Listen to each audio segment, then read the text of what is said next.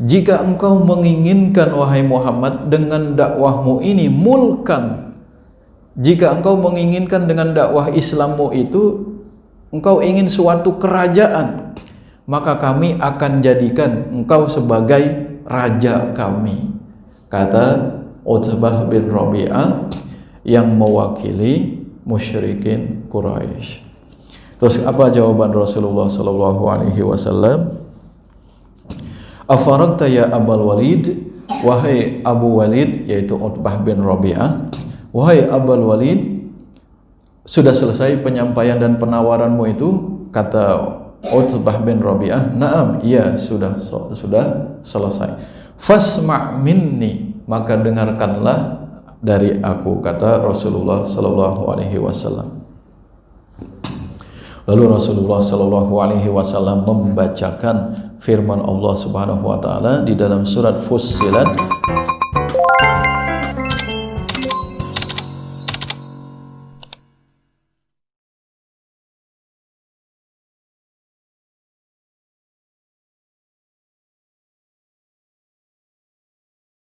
Alhamdulillah. Assalamualaikum warahmatullahi wabarakatuh. Alhamdulillahi rabbil alamin. Assalatu wassalamu ala asyrafil anbiya'i wal mursalin nabiyyina Muhammadin wa ala alihi wa sahbihi ajma'in. Amma ba'du. Ibu-ibu, bapak-bapak, saudara-saudara sekalian, adik-adik, semoga kita senantiasa dirahmati oleh Allah Subhanahu wa taala. Tidak bosan-bosan kita memuji Allah Subhanahu wa taala, mengucapkan tahmid atas segala limpahan karunia dari Allah Subhanahu wa taala.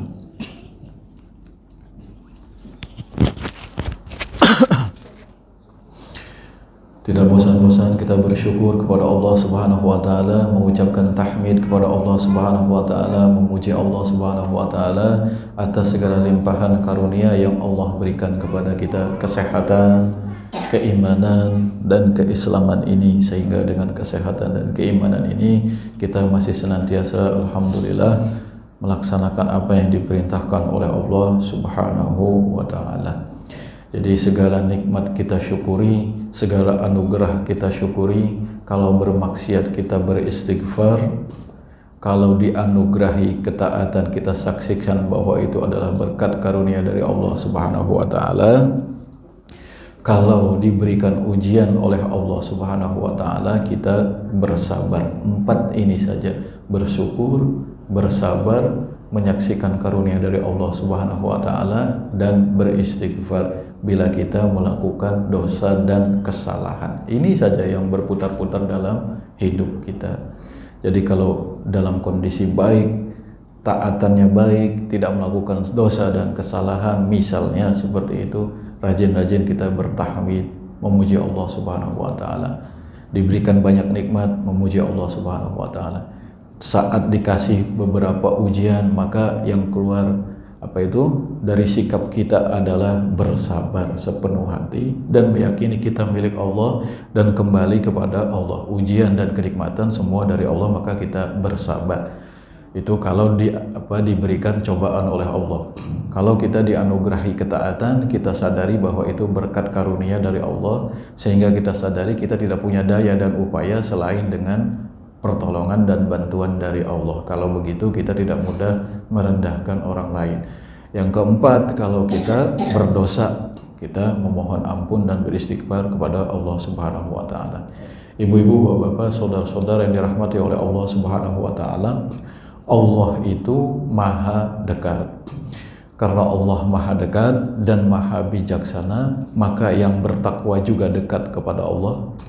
Yang bermaksiat dan jatuh melakukan dosa juga sebetulnya dekat kepada Allah Subhanahu wa taala. Pada suatu saat Rasulullah sallallahu alaihi wasallam bersabda, "La tufaddiluni ala Yunus ibni Matta." Jangan kalian mengutamakan aku, membandingkan aku, melebihkan aku dari Nabi Yunus bin Matta. Kata Rasulullah sallallahu alaihi wasallam. Mengapa demikian? Karena Allah Subhanahu wa taala yang memi'rajkan Rasulullah Shallallahu Alaihi Wasallam sampai langit ketujuh dan dekat dengan Allah Subhanahu Wa Taala. Dia juga yang mengampuni dan mengabulkan permohonan ampun Nabi Yunus ketika berada di dalam laut yang gelap di dalam perut ikan. Itu bapak-bapak ya. Kalau kita baca berita dulu belum lama itu, beberapa bulan lalu, 1 tahun lalu kalau tidak salah, Ocean Gate itu yang kapal selamnya kecil yang memuat miliarder tenggelam ke dasar laut itu sekitar 3.000 km dalam kegelapan.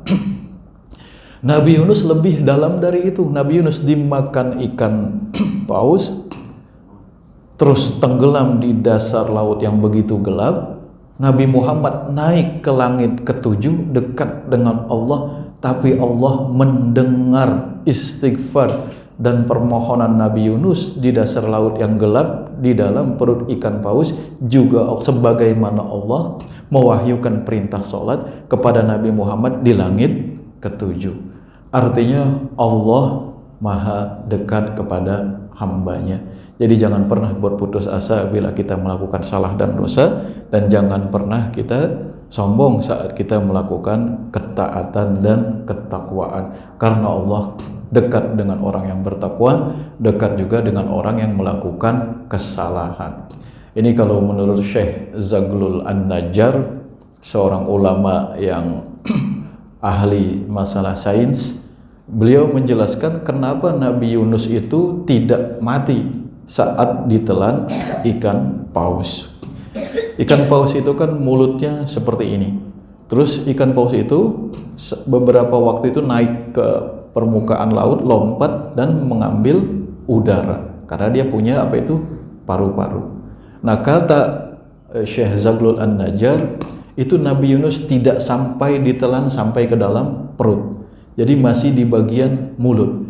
Ketika di bagian mulut ini ada napas, ada udara yang masih masuk ke dalam apa itu yang dihirup oleh ikan paus. Jadi tidak sampai ke dalam perut karena Nabi Yunus beristighfar kepada Allah Subhanahu wa taala.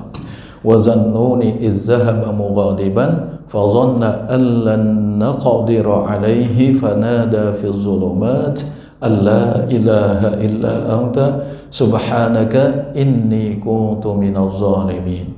Dan ingatlah Zunnun, Nabi Yunus, ketika dia pergi mughadiban dalam kondisi marah karena kaumnya tidak mau beriman, ngambek, katakanlah bahasa kitanya ngambek, kaumnya cuek, kaumnya tidak mau beriman. Ini kok diajak kepada kebenaran tidak mau, pergilah Nabi Yunus. Dia pergi dalam kondisi sakit hati, mughadiban fa dhanna allan naqdira alaihi, dia mengira kami tidak mampu berbuat apa-apa kepadanya. Fanada fi dhulumat alla ilaha illa anta subhanaka inni kuntu minadh zalimin. Akhirnya Nabi Yunus itu beristighfar memohon ampun kepada Allah di dalam kegelapan, di dalam perut ikan paus, di dalam dasar laut yang semakin gelap dalam kegelapan. La ilaha illa anta, tiada Tuhan selain Engkau ya Allah, maha suci Engkau, sesungguhnya aku mengakui bahwa diriku termasuk orang-orang yang zalim. Lalu Allah kabulkan permohonan ampunnya dan Allah selamatkan Nabi Yunus. Allah yang menyelamatkan Nabi Yunus di dasar laut yang gelap, Allah juga yang dekat dan mewahyukan sholat di langit ketujuh kepada Nabi kita Nabi Muhammad Sallallahu Alaihi Wasallam. Maka kata Nabi Muhammad, jangan engkau banding-bandingkan aku dengan Nabi Yunus, jangan engkau anggap aku lebih utama dari Nabi Yunus, karena Allah dekat dengan aku, dekat juga dengan Nabi Yunus. Ini bapak-bapak, ibu-ibu, semoga kita selalu ada kedekatan kepada Allah Subhanahu wa taala. Jangan berpikiran kita dekat dengan Allah kalau di Masjidil Haram saja. Jangan berpikiran kita taat kepada Allah kalau sedang umroh saja di Masjid Nabawi. Jangan. Dimanapun kita berada, kita semestinya kita merasakan kedekatan dan pengawasan dari Allah Subhanahu wa taala. Karena Rasulullah Shallallahu Alaihi Wasallam tidak memerintahkan kepada kita untuk bertakwa di Masjidil Haram saja, tidak memerintahkan kepada kita untuk bertakwa di Masjid Nabawi saja, tapi beliau berpesan kepada kita, ittaqillaha haitsuma kunta wa atbi'is sayyi'atal hasanata tamhuha wa khaliqin nasa bi khuluqin hasan. Bertakwalah engkau kepada Allah, jalankan semua perintah Allah, tinggalkan larangannya dimanapun dan dalam kondisi apapun. Jadi dimanapun engkau berada, dalam kondisi apapun, senang, susah, atau dalam saat musibah dan dalam kenikmatan, bertakwalah kepada Allah. Jangan hanya di Masjid Nabawi saja, jangan hanya di Masjidil Haram saja, dimanapun engkau berada. Dan iringilah kejahatan dan dosa yang engkau lakukan dengan kebaikan, karena kebaikan itu akan menghapus kesalahan dan dosa-dosa. Nah, ini ibu-ibu, bapak-bapak yang dirahmati oleh Allah, tidak cukup sebetulnya batasan takwa seperti itu saja. Ada ujung sabda Nabi tadi, wa khaliqin nasa bi khuluqin hasan. Pergaulilah manusia dengan akhlak yang baik. Artinya, kalau ibu-ibu rajin sholat tahajud di masjid, rajin berzikir di masjid, membaca Al-Quran, hadir pengajian, bapak-bapak juga demikian, selalu taat ke masjid, tapi pergaulan dengan sesama manusianya, hubungan sosialnya itu buruk, ini ketakwaannya masih ada kekurangan. Karena permintaan Rasulullah tadi, bertakwalah dimanapun engkau berada, ujungnya itu pergaulilah sesama manusia dengan akhlak yang baik. Jadi ketakwaan tidak hanya ada di masjid saja, tidak. Ketakwaan bukan hanya di majelis ta'lim saja, tidak. Ketakwaan juga ada dalam kehidupan bersosial, bermasyarakat. Kalau kita takwanya baik, keimanannya baik, maka hubungan sosialnya juga baik. Itu kalau kata Ustadz Eki kemarin yang ngisi tafsir. Kalau di saya manggilnya Ustadz Eki, namanya Rifki, Ustadz Rifki Syafi'i, anak Kiai Haji Sumarno Syafi'i. Seperti itu bapak-bapak. Itu bapak-bapak, bertakwa kita. Jadi bertakwa apa itu? Hablum minallah wa hablum minan nas, kalau kata Ustadz Eki kemarin, seperti itu. Kalau kata Fakurai Syihab, sebetulnya tidak cukup dua tali itu bapak-bapak. Jadi kita kan populernya hablum minallah wa hablum minan nas, hubungan sama Allah dan hubungan sama manusia. Tidak cukup seperti itu. Ada hubungan kita sama hewan, hubungan kita dengan bumi dan alam semesta ini, kita merawatnya seperti apa, hubungan kita dengan hutan, lingkungan. Itu kata Muhammad Quraisy Syihab. Sebetulnya seperti itu. Ada hubungan kita dengan alam, iya. Menjaga keseimbangan alam, iya. Hubungan kita dengan binatang, memperlakukan dengan baik juga ada. Rasulullah SAW memberikan panduan. Jadi hablum minallah, hablum minanas, dan ada hablun-hablun yang lain. Baik bapak-bapak, ibu-ibu yang dirahmati oleh Allah Subhanahu wa taala, insyaallah kita akan memasuki bab baru dalam sirah nabawiyah. Kita sudah membahas kemarin tentang penderitaan atau hal-hal yang menyakitkan yang dirasakan oleh Rasulullah dan para sahabat beliau. Akhirnya Rasulullah SAW ketika ada seorang sahabatnya kena siksaan, bahkan banyak yang kena siksaan yang kemarin sudah saya sebutkan, yaitu keluarga Yasir. Yasir ini punya anak namanya Ammar. Ammar ini disebut Ammar bin Yasir. Yasir punya istri namanya Sumayyah. Sumayyah ini disiksa, kena siksaan juga. Yasir juga disiksa. Terus Ammar bin Yasir juga kena siksaan dari kaum musyrikin.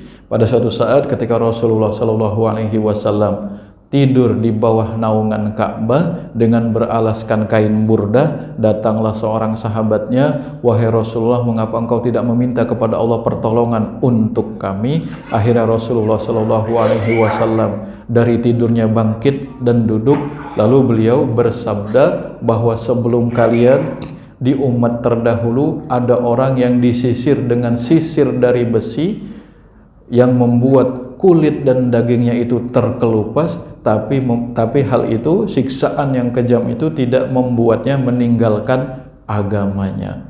Terus kata Rasulullah SAW, demi Allah, Allah akan menyempurnakan agama ini sampai seorang musafir berjalan dari Sana'a ke Hadramaut dengan aman. Ini sabda Rasulullah Shallallahu Alaihi Wasallam meminta umatnya bersabar.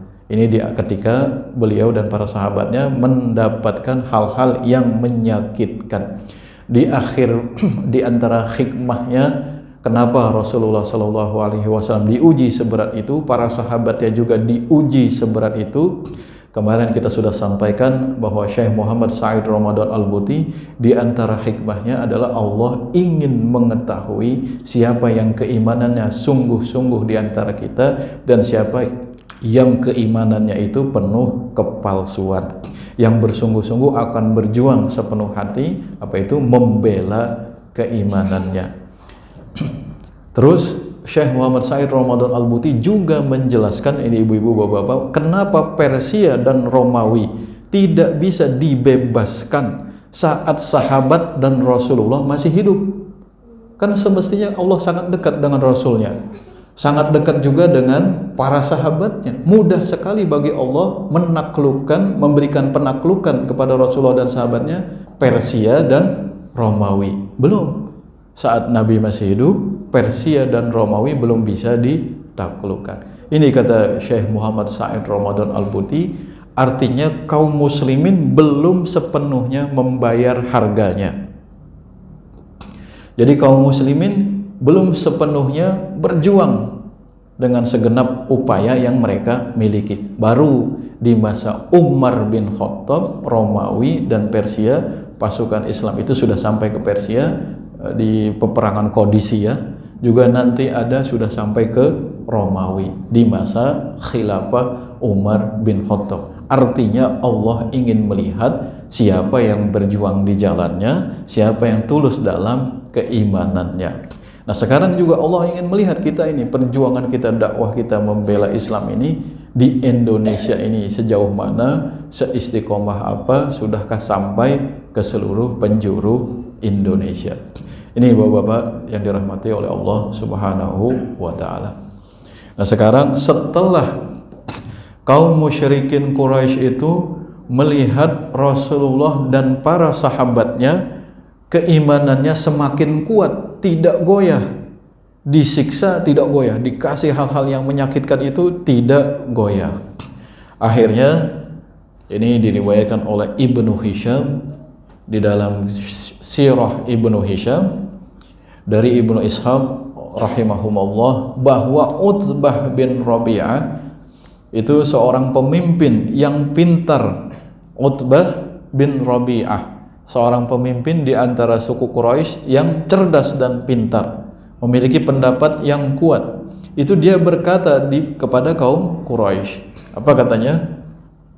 Ya ma'syara Quraisy, ala aqumu ila Muhammadin fa ukallimahu wa a'ridu alaihi umuran la'allahu yaqbalu ba'daha fanutihi ayyaha sya'a wa yakuffa 'anna. Wahai kaum Quraisy, bagaimana pendapat kalian kalau aku datang menemui Muhammad? Kata Utbah bin Rabi'ah. Bagaimana pendapat kalian kalau aku datang memenuhi Muhammad? Aku akan menawarkan beberapa hal. Mungkin dia akan menerima sebagian tawaran kita dan dia akan berhenti mendakwahkan Islam. Ini kata Utbah bin Rabi'ah. Apa kata Utbah bin Rabi'ah? Ini riwayatnya agak panjang, nanti saya ambil yang penting-pentingnya saja. Kita baca bahasa Arabnya biar kita ada ambil keberkahan dari kitab Fiqh Sirah ini karangan Muhammad Said Ramadan Al-Buti rahimahullah. Lalu Utbah bin Rabi'ah berkata kepada Nabi Muhammad SAW. Datang dia menjumpai Nabi Muhammad SAW melakukan penawaran-penawaran. Makanya bab ini judulnya diberikan judul oleh Muhammad Said Ramadan Al-Buti, Siyasatul Mufawadat. Artinya siasat tawar-menawar suku Quraisy. tawar-menawar kaum musyrikin Quraisy. Apa kata Utbah bin Rabi'ah? Ya bana akhi, in kunta innama turidu bima ji'ta bihi min hadzal amri malan jama'na laka min amwalina hatta takuna aktsarana malan wa in kunta turidu bihi syarafan sawadnaka alaina hatta la naqta'a amran dunaka wa in kunta turidu bihi mulkan malaknaka alaina. Ini kata Utbah bin Rabi'ah setelah bertemu dengan Rasulullah sallallahu alaihi wasallam. Wahai anak saudaraku, jika yang engkau inginkan dengan dakwahmu ini adalah harta, kami akan kumpulkan harta suku kami, suku Quraisy, dan kami akan berikan kepadamu, dan engkau menjadi orang yang paling banyak hartanya di antara kami. Ini tawaran pertama. Tawaran pertama dari Utbah bin Rabi'ah yang mewakili musyrikin Quraisy. Wahai Muhammad, kalau engkau ingin kekayaan dengan dakwahmu itu, kami akan kumpulkan harta kaum Quraisy ini, kami akan berikan kepadamu sehingga engkau menjadi orang yang paling banyak hartanya. Ini tawaran pertama. Tawaran kedua, jika engkau menginginkan kemuliaan, wahai Muhammad, engkau ingin terpandang di masyarakat, engkau ingin dihormati, engkau ingin ditokohkan, jangan khawatir Muhammad, kami akan jadikan engkau pemimpin kami yang semua orang akan tunduk-tunduk kalau berada di hadapan engkau, kata Utbah bin Rabi'ah. Ini tawaran kedua. Yang pertama tawarannya apa Bapak-bapak? Kalau mau harta, kami berikan harta sehingga engkau menjadi paling banyak hartanya. Tawaran kedua, kalau engkau Muhammad ingin kemuliaan, kami akan jadikan engkau pemimpin kami, junjungan kami.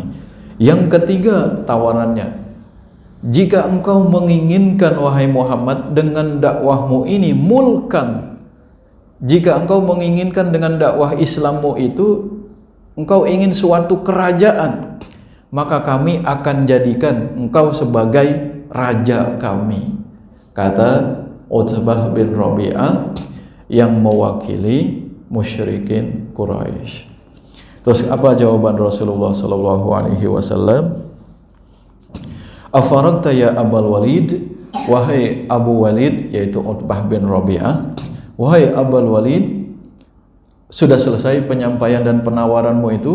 Kata Utbah bin Rabi'ah, na'am, iya, sudah selesai. Fasma' minni, maka dengarkanlah dari aku, kata Rasulullah sallallahu alaihi wasallam. Lalu Rasulullah sallallahu alaihi wasallam membacakan firman Allah Subhanahu wa taala di dalam surat Fussilat ayat 41. Ini ya, surat Fussilat sampai ayat apa ini? Ayat 41 Bapak ya. Surat ke-41 ayat 1 sampai 6. Ayat 1 sampai 6. Bismillahirrahmanirrahim. Hamim, tanzilum minar rahmanir rahim, kitabun fussilat ayatuhu Qur'anan Arabiyyan liqaumin ya'lamun, basyiran wa nadhira fa'arada aktsaruhum fahum la yasma'un, wa qalu qulubuna fi akinnatin mimma tad'una ilayhi wa fi adhanina waqr wa min bainina wa bainika hijab fa'mal innana 'amilun, qul innama ana basyarum mislukum yuha ilayya annama ilahukum ilahun wahid fastaqimu ilayhi wastaghfiruh wa wailul lil musyrikin. Ini kata Rasulullah sallallahu alaihi wasallam. Hamim, ini adalah Al-Quran yang diturunkan dari Allah yang Maha Pengasih lagi Maha Penyayang, yaitu kitab yang ayat-ayatnya dijelaskan dengan detail, Qur'anan Arabiyya yang berbahasa Arab, liqaumi ya'lamun, untuk kaum yang mengetahui. Sebagai pemberi kabar gembira dan pemberi peringatan, fa'arada aktsaruhum fahum la yasma'un, kemudian kebanyakan dari orang-orang musyrik itu berpaling dan tidak mau mendengar. Dan mereka dengan congkaknya berkata, hati kami berada di dalam penutup. Jadi hati kami sudah tertutup, tidak menerima apa yang engkau serukan wahai Muhammad. Hati kami sudah tertutup, tidak akan mendengar dakwah yang engkau sampaikan kepada kami wahai Muhammad. Dan telinga-telinga kami sudah tersumbat, dan antara kami dan engkau wahai Muhammad ada hijab, ada satir yang menutup dan membatasi kami dan engkau. Saking membangkangnya ini kaum Quraisy. Maka lakukanlah perbuatanmu wahai Muhammad, sesungguhnya kami juga melakukan perbuatan kami. Katakanlah, Allah berfirman kepada Nabi Muhammad, sesungguhnya aku hanyalah manusia biasa seperti kalian yang diberikan wahyu kepadaku bahwa Tuhan kalian adalah Tuhan yang Maha Esa. Maka istiqomahlah menuju Allah Subhanahu wa taala dan mintalah ampunan kepada Allah Subhanahu wa taala, dan kecelakaanlah bagi orang-orang yang musyrik. Ini Bapak-bapak yang dirahmati oleh Allah Subhanahu wa taala. Ini jawaban dari Nabi Muhammad SAW. Karena bahasanya indah, jadi bahasa Arab itu apa ini? Kalau kita belajar balaghah, belajar nahwu dan sorobnya, ini awal surat Fussilat ini sangat indah, sampai Utbah bin Rabi'ah ini termangu mendengarkan ayat ini, terus kembali kepada kaumnya. Begitu kembali kepada kaumnya, ditanya oleh musyrikin Quraisy itu, wahai Utbah, engkau sudah sampaikan penawaran kita? Iya, sudah aku sampaikan. Kata Utbah, aku mendengarkan suatu perkataan yang sangat indah, bukan syair. Jadi bukan suatu karya sastra, bukan pula sihir, bukan pula suatu kahana, suatu perdukunan. Aku takjub mendengarkan sabda Rasulullah atau firman yang disampaikan, firman Allah yang disampaikan oleh Rasulullah itu. Akhirnya kaumnya bilang, wah ini nggak beres. Masa engkau sebagai utusan kami tiba-tiba engkau tunduk mendengarkan, bahkan kagum dengan apa yang dibacakan oleh Nabi Muhammad, yang dibacakan oleh Nabi Muhammad. Ini kata kaum musyrikin Quraisy setelah Utbah balik kepada mereka dan menyampaikan bahwa dia mendengarkan sebagian firman Allah Subhanahu wa taala yang diwahyukan kepada Nabi Muhammad SAW. Akhirnya Utbah bin Rabi'ah ini menyarankan kaum musyrikin Quraisy, sudah biarkan saja Muhammad ini dengan dakwahnya. Ini Utbah bin Rabi'ah. Ini tawaran yang dilakukan oleh delegasi dari kaum musyrikin Quraisy di Mekah. Ini Bapak-bapak ya. Ada lagi kan, kalau kita yang sering kita dengarkan, wallahi ya ammi, kalau yang sering kita dengarkan di sirah-sirah. Jadi riwayatnya banyak. Di antaranya ini, kalau yang sering kita dengar baik di film Ar-Risalah, kan kaum Quraisy itu datang kepada paman Rasulullah yang bernama siapa? Abu Thalib. Lalu meminta Nabi berhenti berdakwah. Terus jawaban Nabi apa? Demi Allah wahai pamanku, law wada'u syamsa fi yamini wal qamara fi yasari ala an ada'a hadzal amra ma fa'altu. Wahai pamanku, katakan demi Allah, seandainya mereka meletakkan matahari di tangan kananku dan bulan di tangan kiriku supaya aku berhenti menyampaikan dakwah Islam ini, aku tidak akan melakukannya. Ini yang sering kita lihat, yang sering kita dengar. Tapi ini ada tambahan lagi, pelajaran baru yang diriwayatkan oleh Ibnu Hisham. Ditawarkan 3 macam tadi, jawaban Rasulullah membacakan surat Fussilat ayat 1 sampai 6. Yang berikutnya diriwayatkan oleh Imam At-Tabari dan Ibnu Katsir, juga oleh ulama lain dalam kitab mereka, bahwa beberapa orang musyrik itu diantaranya adalah Walid bin Mughirah wal As bin Wa'il. Al-Walid bin Mughirah sama Al-As bin Wa'il bersama sekelompok orang musyrikin Quraisy itu datang menemui Rasulullah SAW. Al-Walid bin Mughirah dan Al-As bin Wa'il di antara mereka. Datang untuk apa? Fa'aradu ala Rasulillah sallallahu alaihi wasallam ayyutuhu minal mal hatta yakuna agnahum wa ayyuzawwijuhu ajmala abkarihim ala ayyatruka syatma alihatihim wa tasbiha adatihim. Falamma rafada illa ad-da'wa ila al-haqqi alladhi bu'isa bihi qalu fata'budu alihatana yawman wa na'budu ilahaka yawman. Jadi Al-Walid ibnul Mughirah dan Al-As bin Wa'il ini delegasi berikutnya. Al-Walid bin Mughirah dan Al-As bin Wa'il delegasi musyrikin Quraisy berikutnya. Tidak putus asa kaum musyrikin, datang menjumpai Rasulullah sallallahu alaihi wasallam. Tawarannya yang pertama adalah harta yang banyak. Wahai Rasulullah, berhenti mencaci maki Tuhan kami, berhentilah menghina sembahan-sembahan kami akan memberikan harta yang banyak kepadamu. Tawaran pertama. Tawaran kedua, ini tawaran kedua ibu-ibu. Ya, tawaran kedua ini kalau bapak-bapak di samping saya dapat tawaran kedua ini pasti lemah imannya. Tawarannya kedua, bapak paham bahasa Arabnya tadi. kata Al-Walid ibnul Mughirah sama Al-As bin Wa'il, ini indah tawarannya. Kami akan menikahkan engkau wahai Rasulullah, sanuzawwijuka ajmala abkarina, perawan tercantik di antara suku Quraisy. Kalau bapak-bapak udah langsung goyah imannya. Seperti apa itu, es krim kena panas meleleh ser gitu.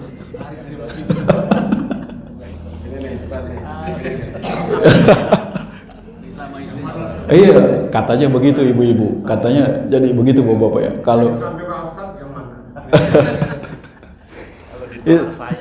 iya, Pak Asnawi berhenti berdakwah, bapak akan mendapatkan artis tercantik se-Indonesia. Udah langsung itu es krim meleleh gitu. Baik, kapan. Seperti itu. Itu tawaran dari suku Quraisy. Ini hati-hati bapak-bapak. Maksud saya begini. Maksud saya tawaran-tawarannya ini indah semua, harta, kedudukan, kerajaan. Bukan cuma itu, sampai wanita tercantik ditawarkan kepada Rasulullah Shallallahu Alaihi Wasallam. Jadi ibu-ibu biasa ibu-ibu ya. Jadi apa itu mitosnya nih ibu-ibu. Bapak-bapak itu cobaannya wanita. Tapi kalau ibu-ibu bapak-bapak cobaannya harta. Harta seperti itu. Jadi masalah harta. Jadi bapak-bapak terus Ustadz Ibnu Hajar yang suka isi kajian di sini, beliau kan itu orang di KUA Cipondo sini. Banyaknya perceraian antara suami istri yang menikah itu sebabnya diantaranya masalah ekonomi. Ada yang terlibat pinjaman online, ada yang terlibat judi online. Itu hati-hati, ini kan masalah ekonomi. Jadi masalah ekonomi faktor yang banyak menyebabkan itu seseorang suami istri bisa pecah, cerai. Nauzubillah summa nauzubillah. Ini masalah ekonomi jangan sampai membuat kita berpisah. Kata para ulama itu, kata Gus Ibnu Hajar juga pernah di sini beliau menyampaikan. Jadi supaya keluarga kita itu langgeng, ibu-ibu bapak walaupun sudah tua langgeng, kalau bapak-bapak dianjurkannya itu bersabar. Jadi walaupun istrinya cerewet, walaupun istrinya tuntutannya besar, jadi bapak-bapak itu dianjurkannya bersabar. Jadi jadi orang yang dicintai oleh Allah, jadi wali karena kesabarannya terhadap istri. Ya seperti itu. Nah, seperti sabar. Itu kalau bapak-bapak. Karena kita juga bukan manusia yang sempurna, bukan lelaki yang sempurna, bukan suami yang sempurna. Jadi anjurannya itu bersabar. Itu bapak ya.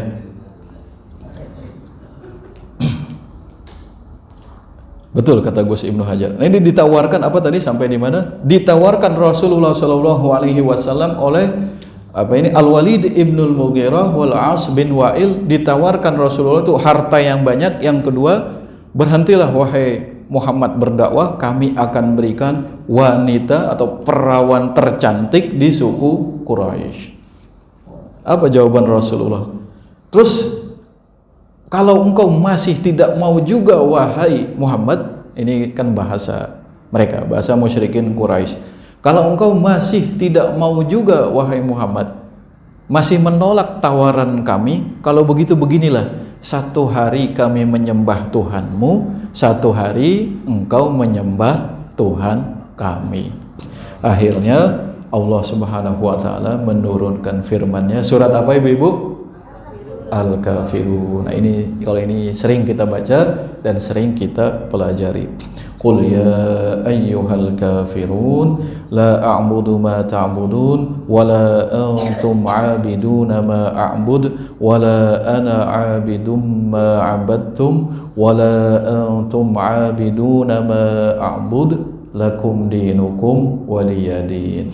Katakanlah Muhammad, wahai orang-orang kafir, aku tidak akan menyembah Tuhan yang kalian sembah, dan kalian bukanlah penyembah Tuhan yang aku sembah. Dan aku bukanlah penyembah Tuhan yang kalian sembah, dan kalian juga bukanlah penyembah Tuhan yang aku sembah. Bagi kalian agama kalian, bagi aku adalah agama aku. Itu jawaban Rasulullah Shallallahu Alaihi Wasallam. Ini Bapak-bapak, Ibu-ibu yang dirahmati oleh Allah Subhanahu wa taala, harta sebanyak apapun Nabi tolak, kedudukan dan kekuasaan Nabi tolak, harta juga Nabi tolak, wanita tercantik Nabi tolak, jabatan sebagai tokoh tertinggi Nabi tolak. Makanya apa itu? Makanya dalam berdakwah itu harus punya harga diri Bapak-bapak. Jadi jangan mudah dibayar dengan harta, jangan mudah dibayar dengan kekuasaan, apalagi dengan wanita. Nah ini apa itu? Ini yang dicontohkan oleh Rasulullah Shallallahu Alaihi Wasallam. Tapi biasanya ibu-ibu, kalau bapak-bapak itu tampangnya tegas-tegas sama tegas, pemberani, biasanya takut istri, tidak berani poligami. Tapi yang lembut-lembut, bapak-bapak yang lembut-lembut, hati-hati ibu-ibu, biasanya suka poligami. Sama aja. Coba ibu coba lihat ustadz-ustadz yang lembut-lembut, yang kaya-kaya itu, rata-rata poligami kan. Tapi yang tegas berani, nggak berani poligami. Sayang istri itu. Coba lihat yang populer itu ya. Boleh, cuma lihat ada adabnya, ada aturannya. Itu Bapak-bapak ya. Ada adabnya, ada aturannya, benar-benar. Dan kalau mau mencontoh Nabi baru menikah lagi. Nabi tidak berpoligami saat ada Khadijah. Setelah Khadijah wafat, ketika Nabi berusia berapa? 50 tahun. Kata Gus Bahauddin, kalau bapak-bapak mau poligami itu di atas usia 50 tahun. Dan syaratnya istri bapak-bapak sudah meninggal. Itu baru sunnah Nabi. Ini kita dalam usia 45 tahun, dalam kondisi popularitas tinggi, dalam harta makin banyak, menikah poligami dengan artis cantik, istri masih ada, terus bilang ini sunnah Nabi. Salah. Sunnah Nabi istrinya sudah meninggal dulu, terus usianya Nabi sudah 50 tahun, baru beliau itu menikah. Ya Bapak-bapak ya. Jadi jangan samain sih kita sama Rasulullah Shallallahu Alaihi Wasallam. Iya, boleh, poligami boleh. Cuma caranya ya Bapak-bapak ya. Iya. Pelajaran yang kita ambil Bapak-bapak ya. Pelajaran yang kita ambil dari siasat tawar-menawar yang dilakukan oleh musyrikin Quraisy ini. Pelajaran pertama ini Bapak-bapak, ini pernah ditanyakan sama Bapak ya. Bapak ini beberapa pekan lalu pernah menanyakan. Jawabannya ada di sini, Pak. Saya ingat wajahnya saja, tapi namanya Bapak pernah menanyakan. Pelajaran pertama, Bapak siapa? Pak Andi pernah bertanya ke saya, Rasulullah itu sebetulnya kaya. Para sahabat sebetulnya hartanya juga banyak, kaya, ya kan Bapak ya? Nah, ini ada jawabannya Bapak. Ini pelajaran pertama dari potongan tentang siasat tawar-menawar kaum musyrikin Quraisy. Pelajaran pertama adalah apa ini? Haqiqatu da'wah allati qama biha Rasulullah sallallahu alaihi wasallam wa tufassiluha an kulli ma qad yaltabisu biha min al-ahdab wal aghrad allati qad yudmiruha fi anfusihim 'adatan arbabud da'awat al-jadidah wal munaduna bis-sawrah wal islah. Saat orang-orang yang menyerukan reformasi, perubahan, menyerukan revolusi dan lain sebagainya, menyerukan kebaikan, perubahan secara cepat seperti ini kan mereka di balik itu para politikus kalau demo ke jalanan, ibu-ibu bapak-bapak demo ke jalanan reformasi, ubah tatanan yang sudah mapan menjadi yang lebih baik. Tujuan mereka di belakang itu semua adalah harta dan kekayaan sama jabatan. Setelah demo Fahri Hamzah jadi anggota DPR. Setelah demo siapa lagi itu? Adian Napitupulu jadi anggota dewan, kaya. Setelah demo PDIP Megawati jadi presiden dulu.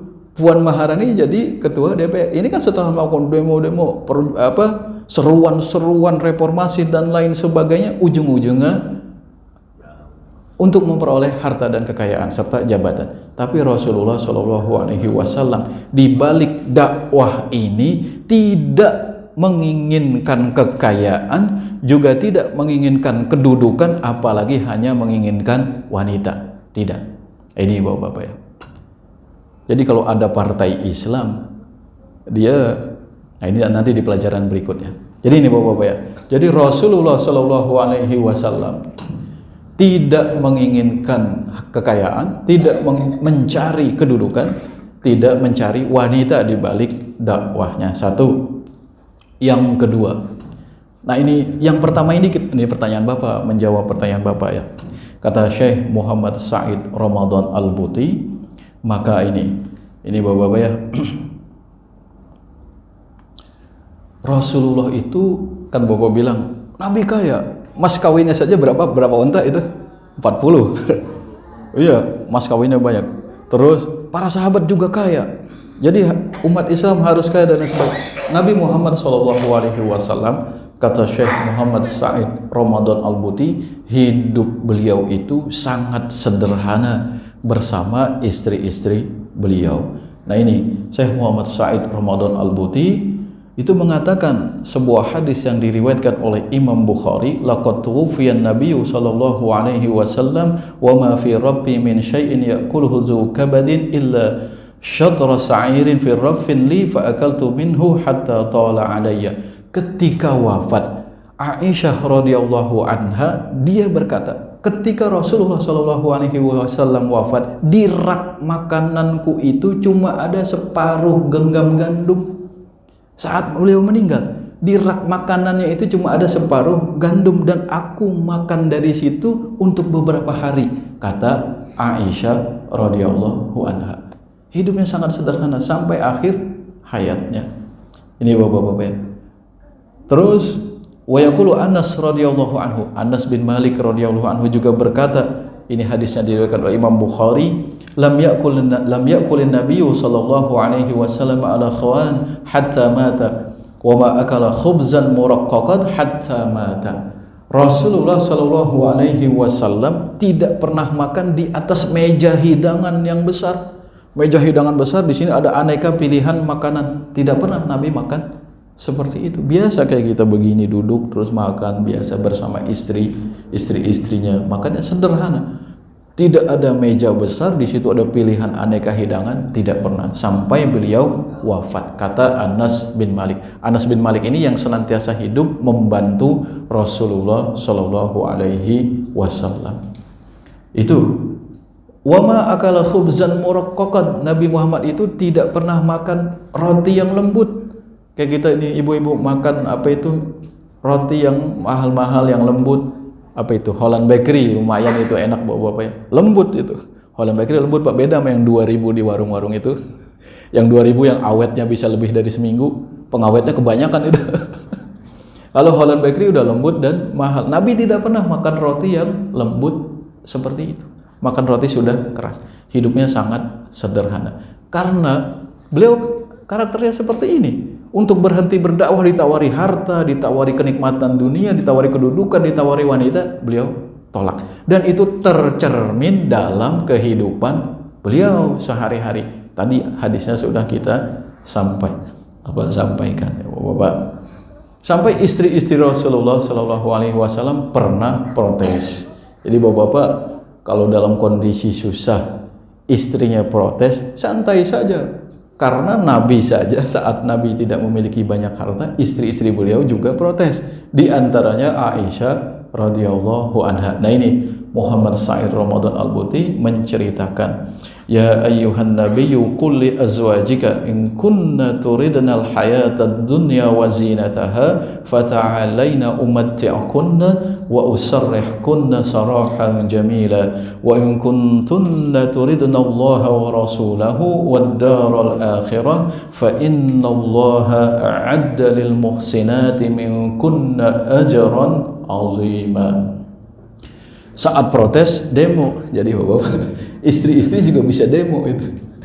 Istri demo kepada Rasulullah SAW, wahai Rasulullah, hiasan kami tidak punya, makanan cuma begini, tempat tinggal kami di samping Masjid Nabawi ya begitu-begitu saja, ruangan-ruangan biasa dari batu. Dan Rasulullah, bapak-bapak, itu Rasulullah kalau tidur di atas tikar yang kalau beliau tidur bekasnya masih kelihatan di tangan dan lambung beliau. Umar bin Khattab itu sampai menangis, wahai Rasulullah, Rasulullah tidur di atas tikar, pipinya itu masih berbekas-bekas tikarnya yang kasar itu. Umar menangis, kenapa? Wahai Rasulullah, Kaisar dan Kisra itu di atas kasur yang empuk di dalam istana yang sejuk, engkau utusan Allah cuma begini rumahnya, tidur di atas tikar yang keras sampai membekas seperti itu. Jawaban Rasulullah apa? Ama tarda ya Umar an takuna lahumud dunya walanal akhirah. Wahai Umar, apakah engkau tidak senang? Apa engkau tidak puas? Dunia itu biarin buat mereka, tapi akhirat yang abadi, yang bahagianya itu lebih banyak dari dunia, itu untuk kita, kata Rasulullah. Jadi ini kalau kata anak-anak liberal, ini hadis menghibur diri. Hadis menghibur diri karena kita mungkin tidak berhasil meraih kekayaan di dunia. Tidak, ini prinsip kita bahwa hidup itu bukan cuma di dunia. Yang dunia biarin buat mereka, akhirat nanti yang kita kejar. Itu ibu-ibu bapak-bapak. Jadi kalau ibu-ibu suaminya miskin di dunia, jangan minta cerai, jangan protes. Siapa tahu insya Allah di akhirat kita hidup bersama dalam kebahagiaan abadi. Ini yang terbaik. Ini kata Rasulullah kepada istri beliau, katakan wahai Muhammad, firman Allah kepada Rasulullah, katakan wahai Muhammad, wahai istri-istriku, jika engkau menginginkan kehidupan dunia dan perhiasan kehidupan dunia, sini kemari aku berikan nikmat mut'ah, aku berikan mut'ah, kenikmatan kepada kalian, kemudian aku ceraikan kalian dengan cara yang baik. Tapi jika kalian menginginkan Allah dan Rasulnya, juga kehidupan dan kebahagiaan di negeri akhirat, maka sesungguhnya Allah telah menyiapkan untuk kalian wanita-wanita yang baik balasan yang sangat besar. Ini kata Rasulullah kepada istri-istri beliau. Jadi orientasinya ke akhirat. Ini ya bapak-bapak ya, alhamdulillah ini pelajaran pertama. Ada apa itu? Sedikit lagi, ada satu pelajaran lagi Pak. Ada satu pelajaran lagi bapak-bapak. Tadi pelajaran ada, sebetulnya masih ada dua. Ini saya sampaikan satu lagi. Pelajaran ini penting untuk partai-partai Islam ini.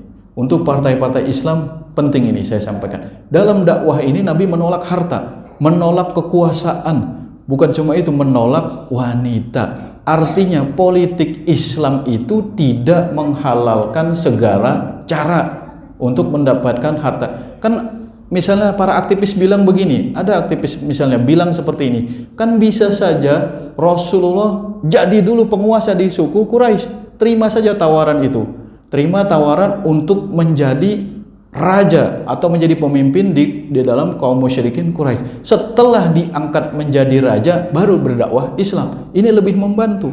Naik dulu jadi presiden, setelah jadi presiden baru berdakwah. Ini kan lebih membantu. Ini tidak boleh, kata Syekh Muhammad Said Ramadan Al-Buti. Kenapa tidak boleh? Berarti kalau Nabi menerima harta itu, menerima jabatan sebagai pemimpin itu, terus Nabi di dalam hatinya menyembunyikan dakwah, nanti kalau sudah jadi raja baru aku menyampaikan Islam, ini namanya Nabi berbohong. Untuk mencapai tujuan mulia tersebarnya dakwah Islam, tidak boleh berbohong dan tidak boleh menghalalkan segala cara. Itu Bapak ya. Jadi politik tidak seburuk itu. Jadi Islam, untuk tersebarnya Islam jangan sampai tersebar dengan cara yang buruk.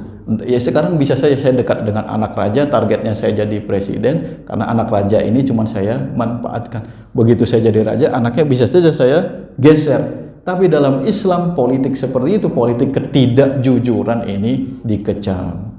Karena Nabi menolak kekuasaan. Jadi kan beda, politikus Islam itu mengejar kekuasaan dengan dalih apa? Kalau kita berkuasa di parlemen, kita akan mudah berdakwah. Tidak juga, bukan jaminan. Itu bukan jaminan. Ini Nabi menolak kekuasaan. Dan kekuasaan itu, Islam itu harus disampaikan dengan cara yang baik. Ini saja ibu-ibu, bapak-bapak ya. Mudah-mudahan ada manfaatnya yang bisa kita ambil. Baik, kalau ada pertanyaan silakan.